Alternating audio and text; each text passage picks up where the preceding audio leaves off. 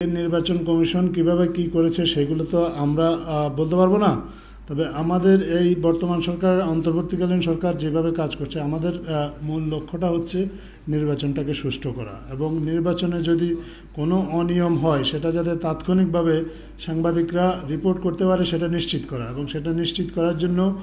এবং আচরণবিধিটাও কিন্তু নাহলে তো আগের মতোই এটা রেখে দেওয়া হতো, আগের মতো একটা যেটা আছে সেটা দিয়েই কাজ চালিয়ে যেত।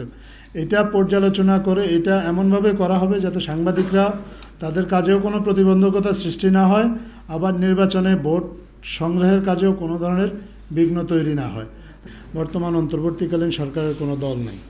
কোনো দলের প্রতি কোনো দায়বদ্ধতাও নেই। আমরা নির্বাচনে অংশগ্রহণকারী প্রত্যেকটা রাজনৈতিক দল যাতে সমানভাবে নির্বাচনী কার্যক্রম চালাতে পারে সেটা নিশ্চিত করার জন্য যা যা পদক্ষেপ নেওয়া প্রয়োজন সরকারের পক্ষ থেকে সম্ভব সব ধরনের পদক্ষেপ নেওয়ার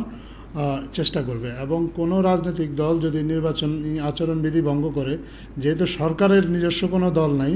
এবং সরকারের কারোর প্রতি রাগ এবং অনুরাগ দুইটার কোনোটাই নেই, আমরা চেষ্টা করব